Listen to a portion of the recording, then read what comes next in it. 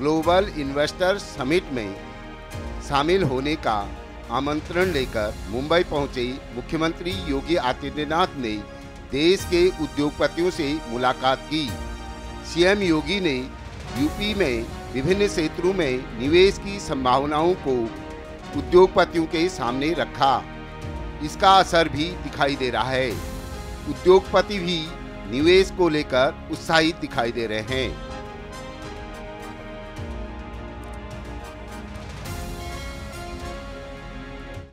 प्रधानमंत्री $5 ट्रिलियन की इकोनॉमी की बात की। जरूर यूपी का $1 ट्रिलियन इकोनॉमी तो होगा ही, और मैं समझता हूं उसमें कोई दिक्कत नहीं है। और लोग जो आए हैं बहुत उत्साहित हैं, और मैं समझता हूं कि पॉजिटिवली एक वहां का इन्वेस्टर्स बढ़ जाएंगे। हम तो कर रहे हैं। आज दर्शन ने अनाउंस भी किया कि 4 गुना इन्वेस्टमेंट बढ़ा रहे हैं यूके, और डेटा सेंटर का बहुत बड़ा कर रहे हैं। तो शायद देश का सबसे बड़ा डेटा सेंटर वहीं बन जा रहा है, और मेरे अंदाज से उसकी रिएक्शन बहुत पॉजिटिव हुई। उत्तर प्रदेश नहीं पर पूरे नॉर्थ इंडिया का जो परिवर्तन आने वाला है वो वहां उत्तर प्रदेश से होगा।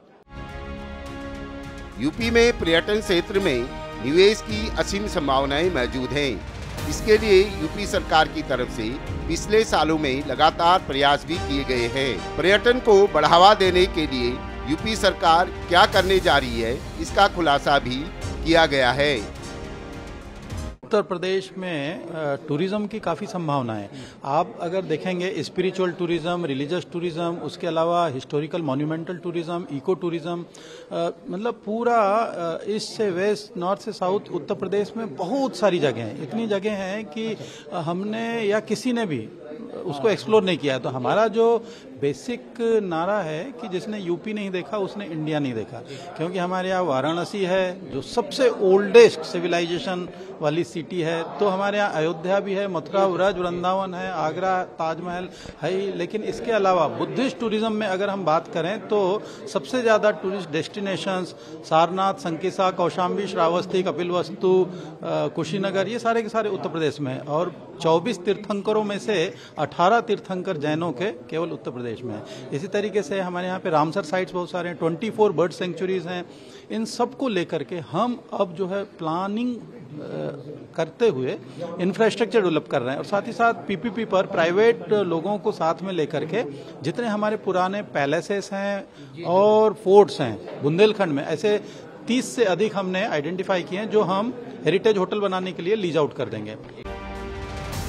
इसके साथ ही यूपी सरकार ने राज्य में आधारभूत ढांचे को बेहतर बनाने के साथ साथ निवेश के लिए जरूरी वातावरण को अच्छा बनाने की कोशिश भी की है। हमें पूरी उम्मीद है कि अच्छा रिस्पांस मिलेगा। उत्तर प्रदेश में जो ग्रोथ हो रही है वो किसी से छुपी नहीं है। ये हमारे आपके कहने से कोई बिलीव नहीं करने वाला, बिकॉज आजकल तो मीडिया इतना पावरफुल है और इतना एक्टिव है कि हर चीज़ जो है पब्लिक डोमेन में रहती है। सो उत्तर प्रदेश में पिछले 5 सालों में जो ट्रांसफॉर्मेशन हुआ है, चाहे वो इंफ्रास्ट्रक्चर को ले लीजिए, चाहे वो पॉलिसीज़ जो हमने एनेबलिंग एनवायरनमेंट बनाया है, जो गवर्नेंस में सुधार हुआ है, जो लोगों को घर बैठे अब लाइसेंसेज और परमिशंस मिल रहे हैं, और जो बिजनेस के लिए मेंटल पीस की ज़रूरत है, वो अब शांति व्यवस्था की स्थिति जो है वो एकदम गुणात्मक सुधार हो गया है उसमें। तो हमें पूरी उम्मीद है कि जितने रोड शोज हम करेंगे उसका अच्छा परिणाम जब तक ग्लोबल इन्वेस्टर समिट होगी, क्योंकि इन्वेस्टमेंट का डिसीजन ऐसा नहीं है कि तत्काल हम ले लें, तो उसमें टाइम लगता है। People want to take time to make their own decisions. तो उनके साथ में और हमें अभी संवाद बना करके रखना होगा, उनको और कन्विंस करना पड़ेगा। सो अच्छे ही परिणाम आएंगे, वी आर होपफुल। मुख्यमंत्री योगी अपने प्रयासों से यूपी के विकास को एक नई गति देना चाहते हैं, और इस संदर्भ में ग्लोबल इन्वेस्टर्स समिट एक मील का पत्थर साबित होगा।